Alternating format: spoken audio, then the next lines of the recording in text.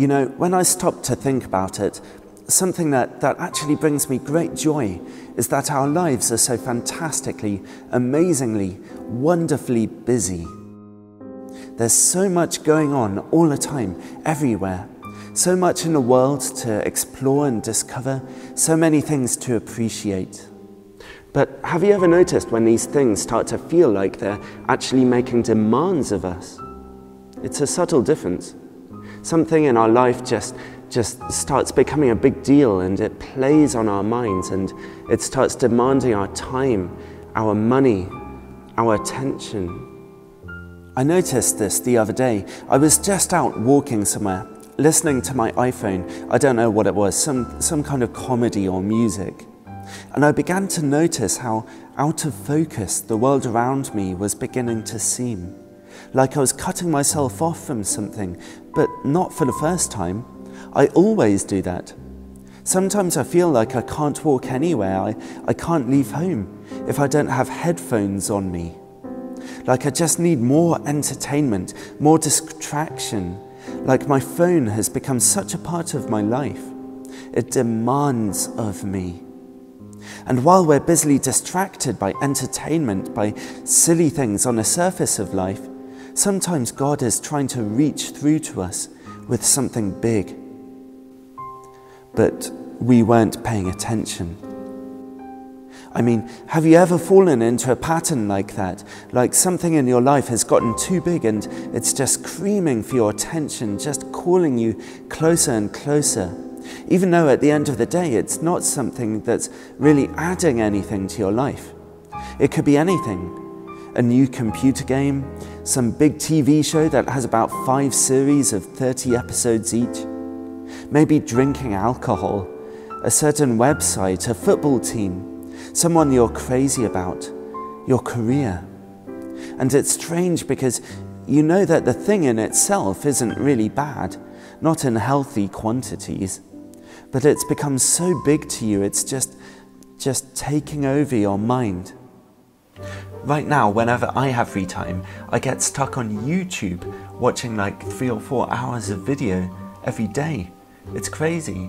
I used to be someone who boasted about not watching as much TV as other people do, but when I added up how much time I spend on YouTube every week, I had to shut up. There are so many awesome channels I've been addicted to. The Angry Video Game Nerd, Digital Rev TV, Food Wishes, old episodes of Judge Judy, Neil Cicierega, Simon's Cat, Ted Krusty, The Scary Snowman Show, videos of roller coasters people like me have made on Roller Coaster Tycoon.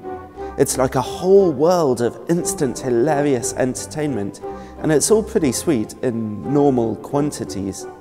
But when I realized that for the past 2 months of my life, I've been essentially just watching cat videos, you start to question things.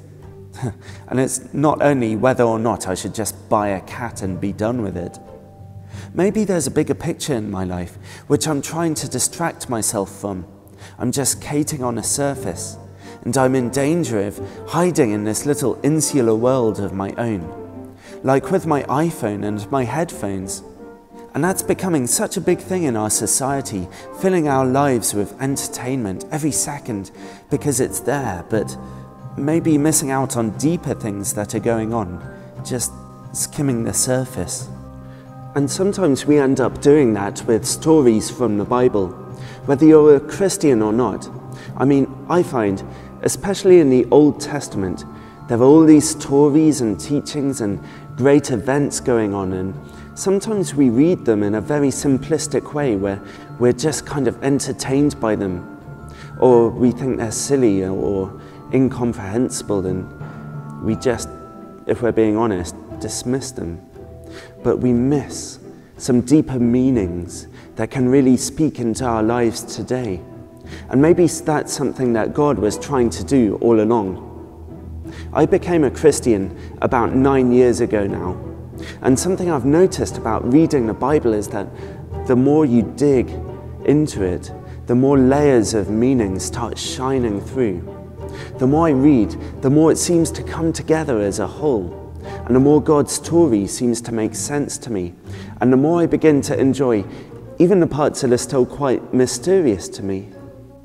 Random example, the book of Genesis, the book of creation. Sometimes we look on the surface and treat it like it was meant to be a scientific textbook on how God made the world and everything in it. But what if he wanted it to be more about why he did it? And we read through the accounts of Adam and Eve thinking, how quaint, and it kind of passes us over. But they actually give an amazing insight into the mechanics of how people, even people like us, get tempted away from the best kind of life God wants for us, and what he always wanted the world to be like. Then there's the raw, heart-on-your-sleeve emotion of the book of Psalms, this roller coaster ride of feelings and praise and thankfulness and depression and desperation and joy, reminding us that it's okay to be real with God, to be real with our emotions, that God wants a genuine, emotional relationship with us, not just some empty religion of do's and don'ts. And the 10 Commandments. Right after he saved the nation of Israel from the horror of Egyptian slavery, God really makes some demands, not just about our behavior to other people, but about how we relate to him. In fact, the first 4 of the commandments are all about him and how we should completely give ourselves to him. Something I often hear people objecting to in the Old Testament is that God is so jealous. He hates it when people worship other deities, and he even sets up feasts and celebrations in honor of himself. And on the surface, we start to think, whoa, God is not very humble. He seems kind of, judgmental. Some people who are famous for attacking God even call him a bully and all kinds of other names. But when you look a little deeper and look at some of the things God was trying to do for his own people, and when I take a step back and look at some of the things God has done in my own life, then I come to see that actually, if anyone or anything was ever deserving of all my attention, all my time, all my love, all my respect, all my worship, then it would be God. And we come to remember that following God is completely different and infinitely more valuable than any kind of entertainment or addiction or whatever it is that's got a hold of us.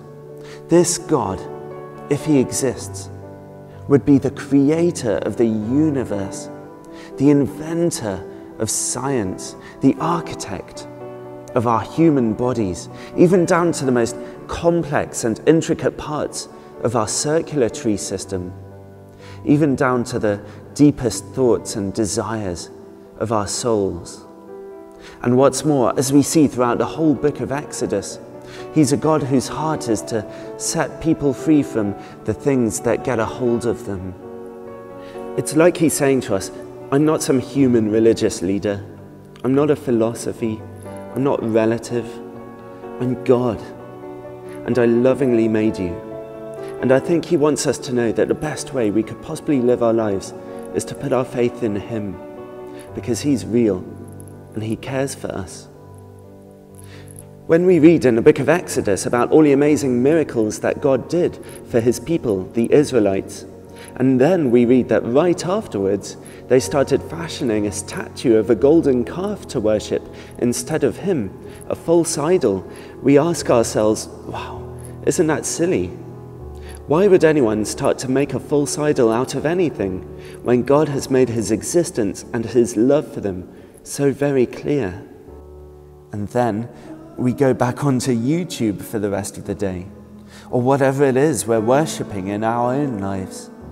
Someone once said that the opposite of Christianity is not atheism, but idolatry, because everyone has something in their life that they worship. Sometimes there are things that aren't actually bad in themselves. It's just that they promised us something, promised us happiness or freedom, and we ended up making them our God. But I've come to see that beneath all the stories on the surface, the real story of the Bible is that only a relationship with the real God who made us and loves us will give us the security, the significance, and the acceptance that we could ever need. And that's a reason to rejoice and to change our lives.